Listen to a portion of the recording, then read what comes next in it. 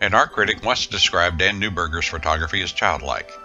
Not childish, but childlike in the sense that he saw the world with the innocence and frankness of a child. Instead of the sweeping panorama of Santorini, he saw a friendly black cat on the steps. Instead of a tugboat on the Erie Canal, he saw the colorful rope that tied it to the dock. Colors, contrast, and silhouettes caught his attention. Dan and his family escaped the spreading war in Europe and from their native Croatia settled in New York City, where he grew up in the American culture. An art instructor told young Dan that while his work was technically sound, he lacked imagination. This led him to pursue a technical education where he graduated magna cum laude from Columbia and attained his doctorate degree in chemistry from the University of Rochester. After serving his adopted country in the Army, he was hired as a scientist at the Eastman Kodak Company.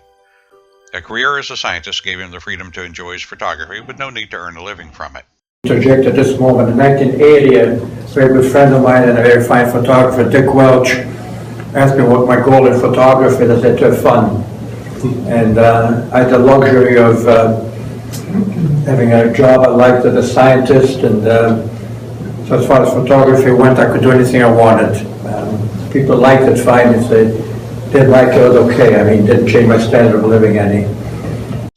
During his career, he was voted one of the most creative researchers in the color photography division and was the first scientist to be sent for a year to Kodak's research laboratories in Paris.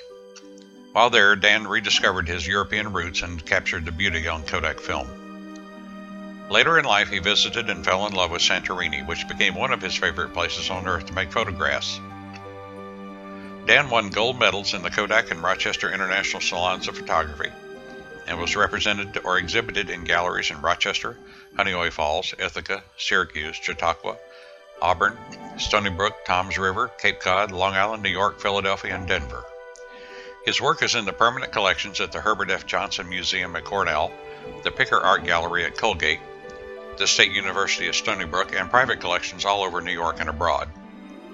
Dan received the Best of Show awards at the Everson Museum of Art, the New York State Fair, the Chautauqua National Exhibition of American Art, and a first place in the New England Camera Club Council competition.